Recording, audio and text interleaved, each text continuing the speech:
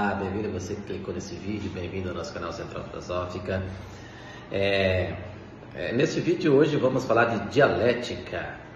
Recentemente eu gravei uma live aqui no nosso canal com o professor André, ele que é filósofo e professor da Universidade Federal do Mato Grosso do Sul, falando de dialética ocidental e suas variações. Mas nesse vídeo nós não vamos tratar da dialética de modo geral.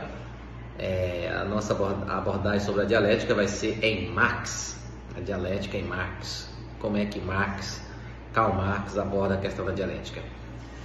Para tanto, eu vou te convidar a assistir na sequência a contribuição do professor Eduardo Chagas, ele que é filósofo, doutor em filosofia e professor da Universidade Federal do Ceará, sobre a dialética em Karl Marx.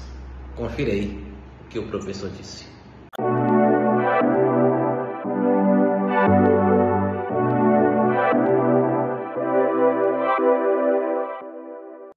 Muito bem, professor. Como é que o senhor pensa a questão da dialética em Marx? Ou seja, como é que o Marx pensou, abordou a questão da dialética? A dialética de Marx, né, é uma dialética que também se aproxima à dialética de Heráclito e à dialética de Hegel. Marx parte da realidade, não vai partir de um conceito, né? Não vai partir de uma ideia, vai partir da realidade, vai partir do real, certo? Ok? Só que a dialética de Marx não é um método, o método dialético de Marx não é um método como é o método cartesiano, o método do René Descartes. René Descartes escreveu um livro, né? O Discurso do Método, Discurso de la Méthode, propondo um método como um caminho, como uma guia, para guiar a nossa razão, para que a nossa razão não se perca e apreenda corretamente, através de regras, o objeto. Então, o método de Marx não é esse caminho proposto por Descartes. Não é um caminho com regras prontas. O método de Marx não é uma via, né, com ideias já prontas. Com ideias para dizer o que a realidade é.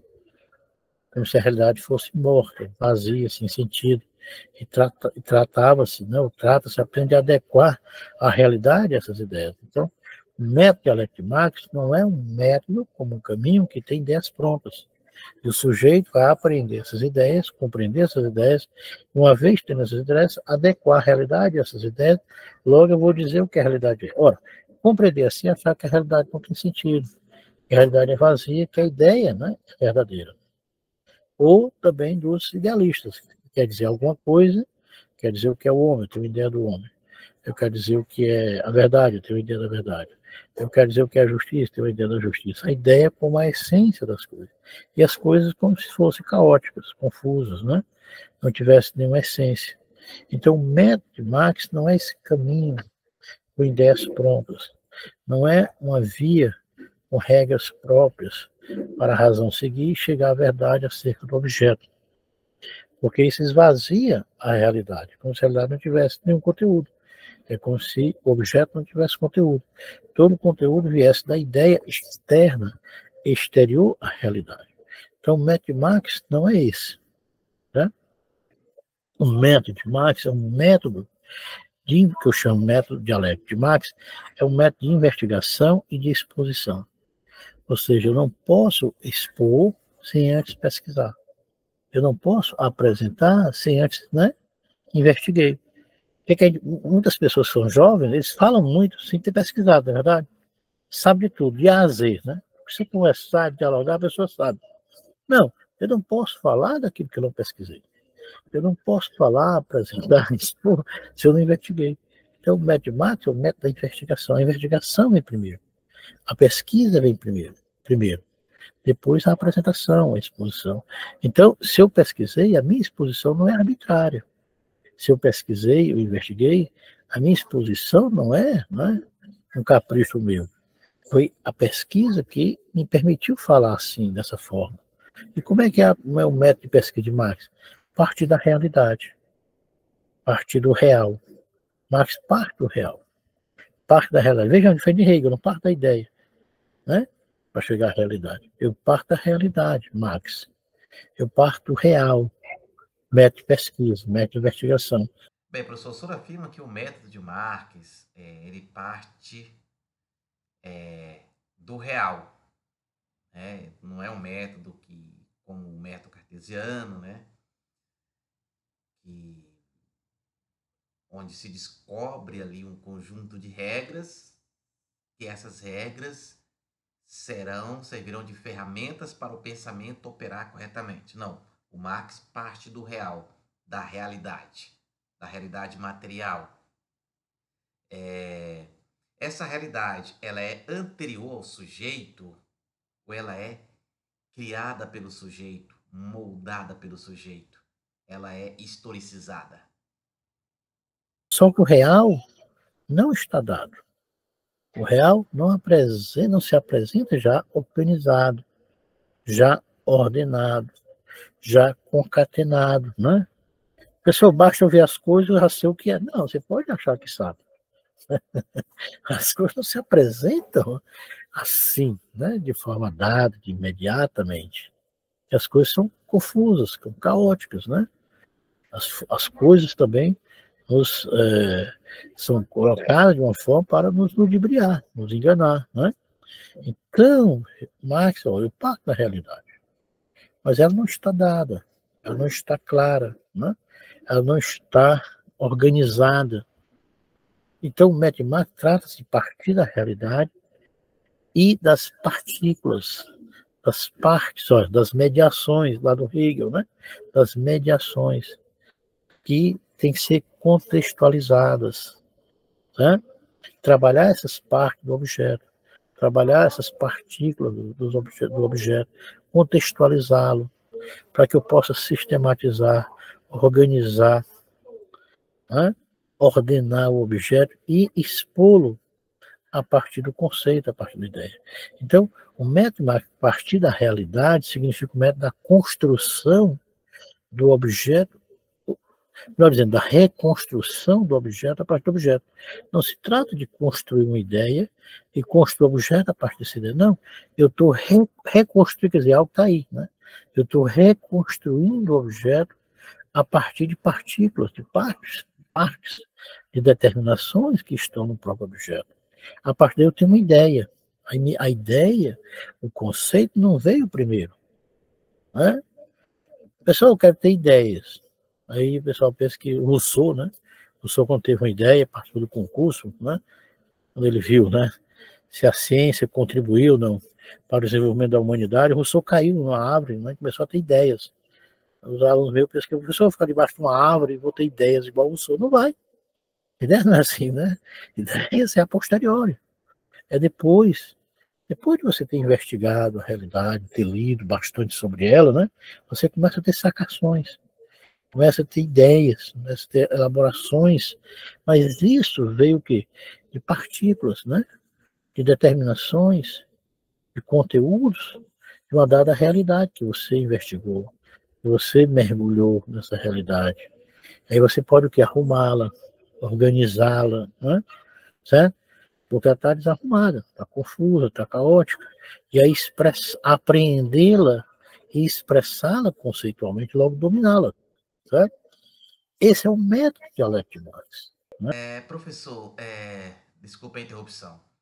Então, mas como podemos identificar essa realidade que o Marx fala, que o Marx aborda? Entende? Como especificar essa realidade? É possível exemplificar essa especificação desta realidade?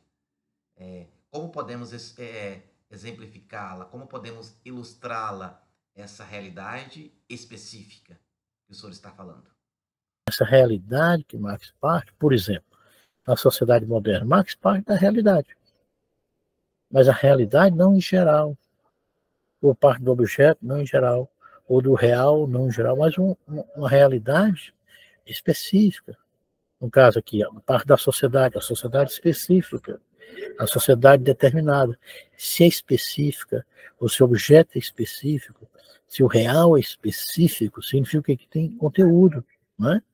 Que tem determinações. E esses conteúdos dizem o que a realidade é, dizem o que a sociedade é. Eu não posso partir falar da sociedade em geral, do homem em geral, né?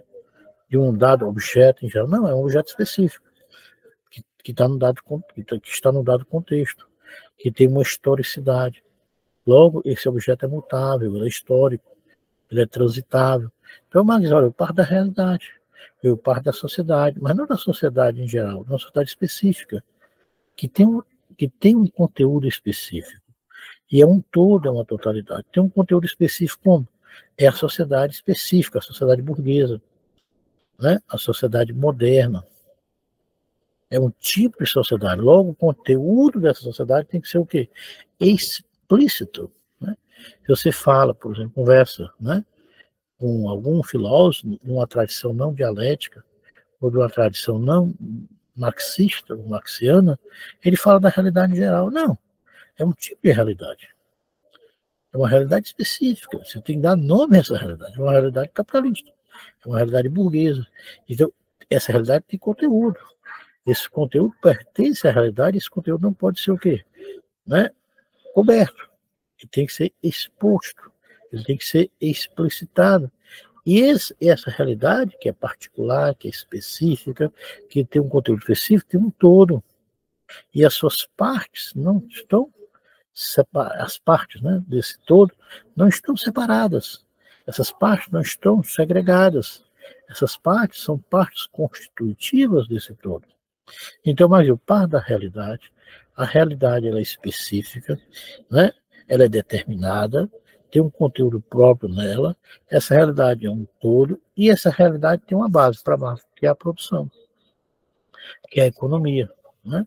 E como é a realidade específica, a realidade capitalista, você tem aqui um exemplo como é que Marx trabalha dialeticamente, né?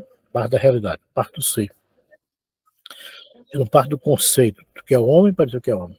Eu parto do conceito do que é fruta para entender a fruta maçã. Né? Eu entendo a fruta maçã, e ao entender a fruta maçã, eu vou te dar um conceito de maçã, dentro de um contexto, etc. Como é que o Marx descreve as sociedades empíricas ou as sociedades reais, né? As sociedades que existem de fato? Como é que ele as analisa? Mas antes do professor responder essa questão, você que está nos acompanhando até agora, caso tenha se esquecido, deixa o like nesse vídeo e compartilhe com mais pessoas. Ou seja, aquilo que é bom é para ser compartilhado. E deixe aqui também o seu comentário, perguntas e inquietações. Professor, é contigo. Faz parte da realidade, por exemplo, a sociedade capitalista, né? A sociedade do capital, a sociedade burguesa, é a sociedade como um todo, como uma totalidade, onde as partes são partes, né, constitutivas, partes que dizem o que essa realidade é. E essa realidade como um todo tem uma base para Marx, no caso da economia. Né? É uma parte fundamental desse todo, a economia, a produção. Como a realidade ela é específica, ela é determinada, essa base também é específica. Essa economia também é específica. Essa produção também é específica. Ou seja, a economia burguesa, a produção burguesa. E a produção, né, não se dá sozinha. Ela não se move com a mão invisível de Deus. Né? A produção ela está por homens socialmente organizados. São os homens que produzem, porque sem produção não há sociedade. Né? Sem produção não há vida, nós precisamos comer, beber. Né? Isso se dá o quê? Por nós trabalhando, por nós, né? Se articulando, se relacionando. Então, a produção é capitalista, a produção é burguesa. E a produção se dá o quê? Pelos homens socialmente organizados, trabalhando. Mas como é uma produção burguesa, essa produção tem um fim. Qual é? Produzir capital. Produzir riqueza, a custo do quê? Da produção desses homens que estão trabalhando. Ou seja, a custo da exploração, a custo da expoliação. Logo, esses homens que estão trabalhando, garantindo a produção, não são homens livres, né? Certo? E aqui não há o quê? Liberdade. Então, a sociedade moderna tem uma base, que é a produção. Ela não veio, né, de uma relação de homens livres. Professor, por que não há liberdade? dentro desse contexto que o senhor está falando aí de análise, né, marxista ou de análise marxiana, por que que não existe liberdade na sociedade burguesa? Por quê? Porque é uma sociedade específica e a produção, ela é uma produção baseada no quê? Na expropriação, na exploração. E os homens são obrigados a trabalhar porque foram expropriados, são explorados. Então, não parto aqui como por exemplo, como os contratualistas, né? Que partem de homens livres, e a partir de homens livres, homens iguais, né? Fizeram um contrato e surgiu a sociedade. Não, isso é uma visão fantasmagórica, né? Uma visão que não condiz com a história. Ou eu vou partir de dizer, né, que essa sociedade é uma sociedade em geral, né? Uma sociedade livre. Não, é uma sociedade específica, que tem um fim específico, produção de capital, produção de dinheiro, produção de propriedade, a custo da expoliação, né, e exploração humana, certo? Então, como a produção ela é uma produção específica, né, que tem uma base específica, aquilo que se produz, né, visa a produção de capital. A distribuição do que se produz não pode ser igualitária, não pode ser social. Nós não podemos ter uma distribuição equitativa, como pensa Rawls ou Aristóteles. Né? Mas por que, professor? Desculpa a interrupção. Por que não se pode ter, então, uma distribuição equitativa na sociedade burguesa? Por que que isso não é possível? Por que não podemos? Porque a base é uma produção privada. Logo, a distribuição é privada, em detrimento daqueles que trabalham. Né? Ou seja, que na produção, a produção ela é privada e a distribuição, embora seja, né, feita coletivamente, ela não é distribuída para todos, igualitariamente. Então, quer dizer, olha, a produção ela é privada e a distribuição não é social. E não há uma troca nessa produção entre capital e trabalho, uma troca justa, né? Certo? Uma troca desleal, porque aqueles que produzem não vão ter apropriação, a distribuição não vai ser para todos, né?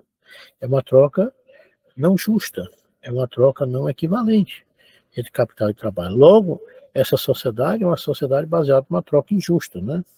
Uma troca desigual, uma troca não equivalente. Professor, qual é a importância da educação ou da formação da consciência do indivíduo nesse contexto de produção e de consumo dentro de uma sociedade burguesa? É possível falar de uma teoria da educação aos moldes da sociedade burguesa? E como a produção é uma produção privada, né? E que visa a produção de capital, precisa que os indivíduos consumam. Logo, é necessário produzir o quê? Uma subjetividade, uma educação voltada para formar indivíduos só consumidores. Né? Ou uma produção que precisa que só de trabalhadores, uma educação, vejam, uma educação só imediata, aligerada. Vejamos que uma teoria da educação não está deslocada, né, da realidade, não está deslocada do todo, é uma parte, a educação. Mas eu estou localizando, estou articulando essa parte dentro de outras partes, dentro de um todo. Eu não estou fazendo aqui uma exposição à dialética. Eu estou fazendo uma exposição dialética. O que é a exposição dialética? Eu estou falando de educação, formar a subjetividade, formar o homem a serviço desse todo. No caso, a sociedade burguesa não vai ter interesse de formar o homem pensante, o homem problematizante, o homem reflexivo, né? O homem com capacidade de criticidade. Por quê? Porque não interessa a esse todo que é a produção. Né? A essa base dessa sociedade que visa só capital, que visa só a propriedade privada. Então é produzir homens pobres, né? Produzir educação que forme indivíduos apenas para o mercado de trabalho. Né? Ou seja, um conhecimento aligerado, superficial. Né? Professor, em se tratando de justiça, podemos falar de um tipo de justiça ou de uma teoria de justiça dentro deste modelo de sociedade? Ou seja, existe uma teoria da justiça que é própria dessa sociedade burguesa? Ou seja, da mesma forma que o senhor falou de uma teoria da educação, é possível falar de uma teoria da justiça dentro dessa sociedade? Ora, se a sociedade ela é específica, né, parte de uma realidade, de uma realidade específica. Se é uma realidade específica, a sociedade burguesa, certo? e tem uma base que é a produção, e a produção, né, visa capital, certo? E nessa produção os homens são explorados, não há justiça na sociedade. Então eu não posso falar de uma teoria da justiça alheia, né, externa a uma produção onde não há troca de equivalência de capital e trabalho, onde a produção não é distribuída. Então não há uma teoria da justiça real, né? Eu não posso falar de uma justiça social. Eu também não posso falar de um Estado justo, que vai legitimar, organizar, né, ordenar e legitimar essa sociedade. Então você pode né, ver teorias sobre o Estado, mas teorias arrancadas da produção, arrancadas da realidade, arrancadas do todo, arrancadas da materialidade da realidade, da importância de uma pesquisa dialética. Né? Eu estou partindo da realidade, e a partir da realidade estou entendendo uma parte, o Estado, estou entendendo a justiça, estou entendendo a educação, mas estou entendendo essas partes não separadas. Porque quando eu faço uma pesquisa sobre uma parte separada, eu estou o quê? Né? Adulterando essa parte. Eu estou perdendo o conteúdo dessa parte, que são as outras partes dentro de um todo. É claro que a gente pode fazer uma pesquisa só de uma parte. É claro que a gente pode fazer uma pesquisa delimitada. Eu tenho que ter noção que essa parte faz parte de um todo. Faz parte, né, de outras partes. Essa parte está dentro de um contexto. Senão eu vou ter uma pesquisa o quê? Inócua. Uma pesquisa ingênua. Né?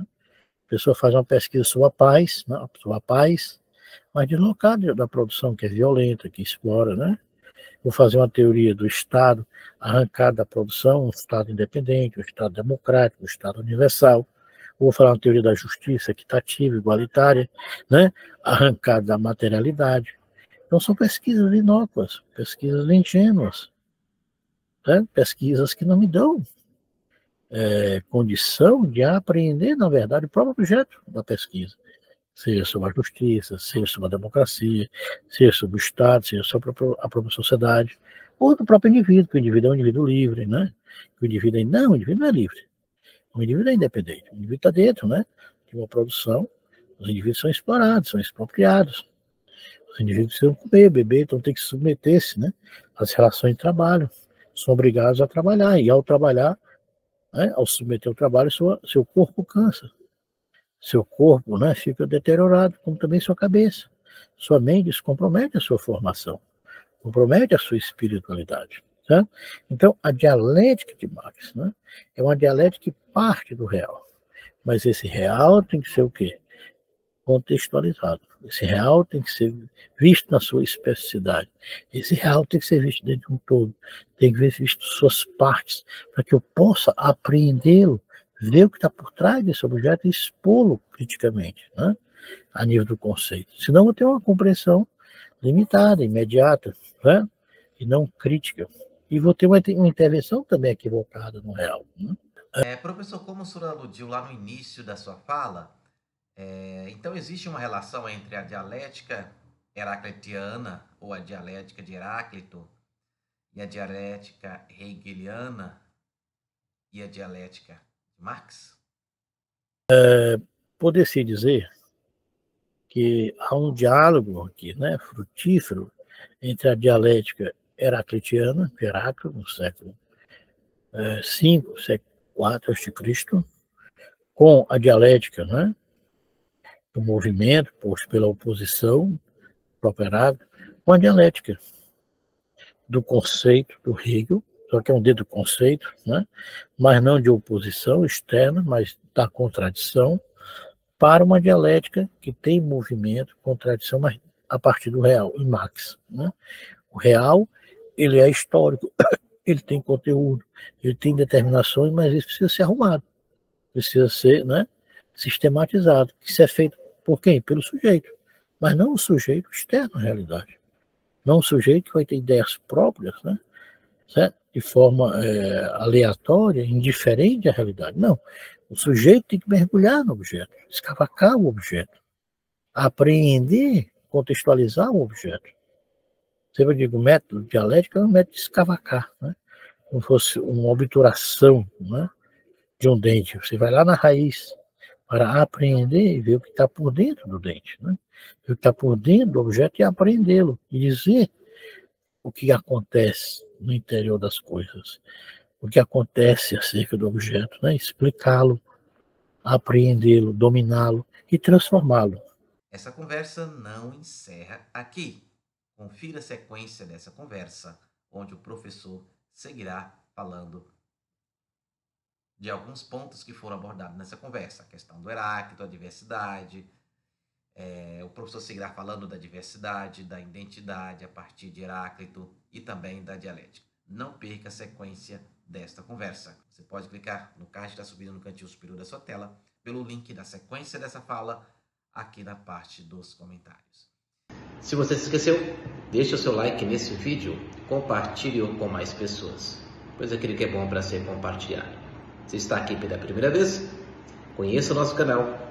Caso aprove a proposta, caso aprove o trabalho que é desenvolvido aqui, se inscreva no mesmo. Meu abraço, nós veremos em um próximo vídeo.